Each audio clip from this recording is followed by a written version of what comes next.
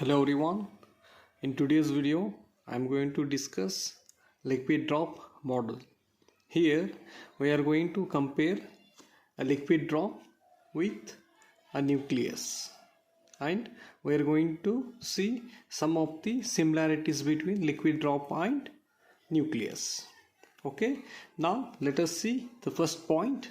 Here the first point is both the nucleus and drop of a liquid contain a large number of particles. That is, here I am going to consider a water drop which consists of a water molecules, and it consists of a large number of water molecules. In the same way, nucleus, which consists of a large number of nucleons. This is the first similarity. Okay, now let us see the second point. Both the nucleus and drop of liquid are homogeneous and they are incompressible. Here we can see that in water drop, it consists of water molecules, and these water molecules are uniformly distributed throughout entire volume. In the same way, in nucleus, all the nucleons are uniformly distributed inside the nucleus. And one more thing, water drop is incompressible.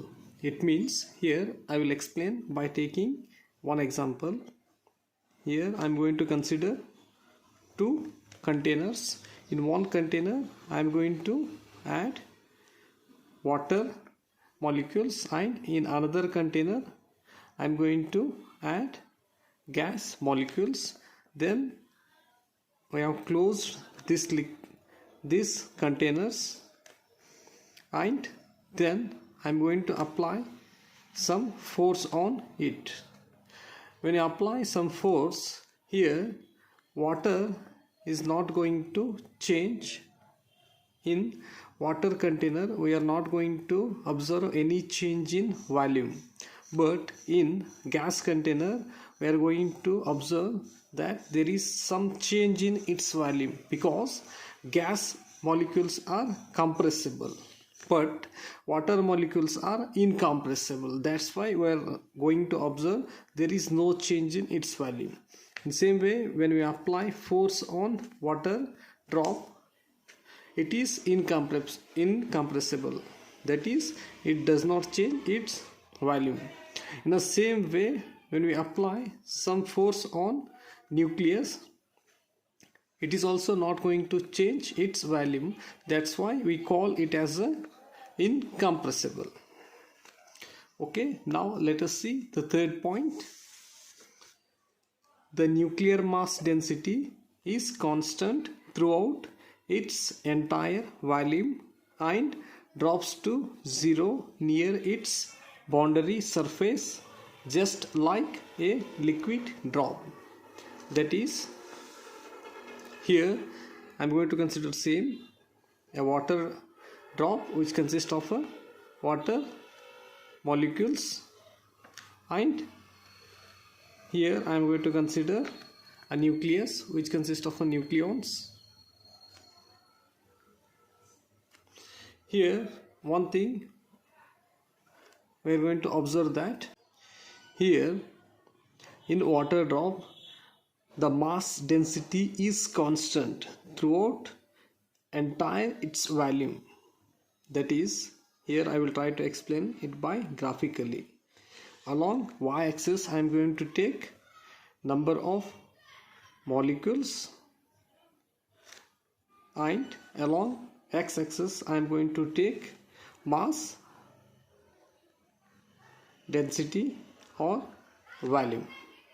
Here up to some volume the number of particles are constant, and when we reach at the surface, suddenly the number of particles falls to zero. This is the third point, that is mass density is constant throughout its volume. Okay, now let us see the fourth point. Here fourth point is each nucleon inside the nucleus interacts strongly with its nearest neighboring nucleons, just as molecules do in liquids. That is, here I am going to consider a water drop. It consists of water molecules, and this water molecule is going to interact with its nearest neighboring water molecules, and it is having a strong interaction with its nearest neighbors molecules and weak interaction with the molecules which are away from this. In the same way, in nucleus, which consists of protons and neutrons, let us suppose if you consider this proton, it is going to interact with all its nearest neighboring nucleons, and it is having a strong interaction with its nearest neighbors nucleons, but it is having a less interaction with the nucleon which is away from it. This is fourth point. Okay, now let us see the fifth point, that is both liquid drop and nucleus shows surface tension effect.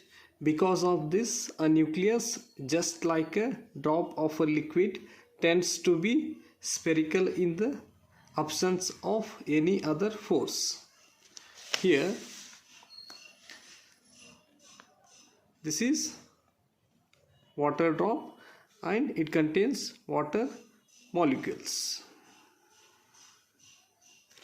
Here we can see that this water molecule is going to interact with its all nearby water molecules, but when we consider the molecules which are at surface, these molecules are going to interact with water molecules, and also it is going to interact with some outside molecules. That is, let us suppose if we consider air as an outside surface, then these outside molecules are going to interact with air. Because of this, at the surface a surface tension is created. Due to it, the liquid drop gets a spherical shape. In the same way, nucleus, which consists of protons and neutrons,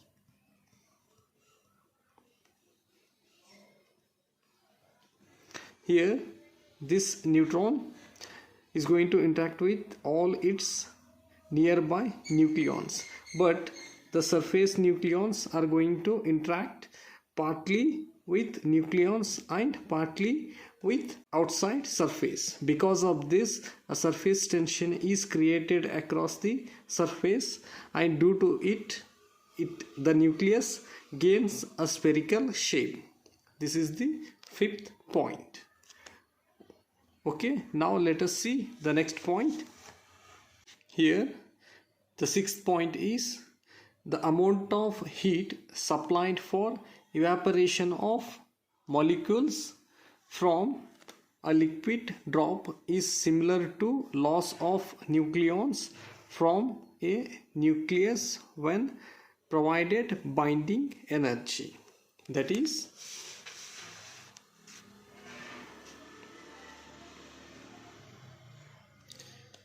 here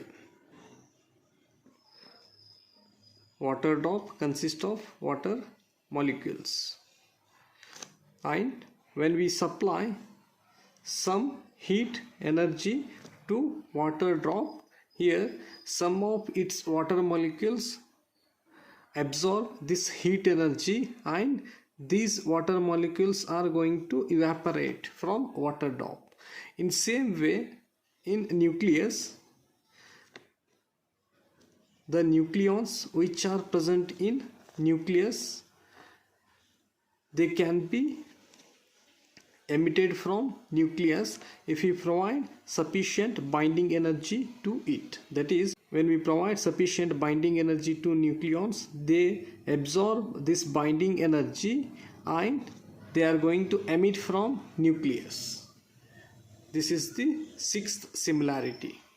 Okay, now let us see the seventh one. Here the seventh similarity is the fusion of small drops into larger ones and the breaking up of large drops into smaller ones is analogous or similar to fusion and fission of nuclei respectively. That is, here let us suppose a large liquid drop is there. This is the large liquid drop, and if we add a small drop to it, then this liquid drop is going to break into two drops. And one more thing, when two small drops of liquids are held together, then they are going to combine and form a larger drop. These are small drops. They combine to form a larger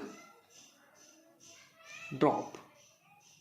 In same way, in nucleus, a large nucleus which consists of protons and neutrons, when bombarded with a small particles, then they are going to split into two nuclei.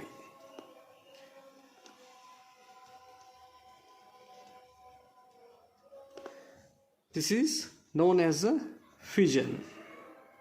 When larger nucleus breaks into two smaller nuclei, this is fission. And when two smaller nuclei, these are two smaller nuclei, when they combine to form a larger nuclei, this process is known as a fusion. In fusion, we are going to observe that two like nuclei combine together to form a large nucleus. Okay, this is all about liquid drop model.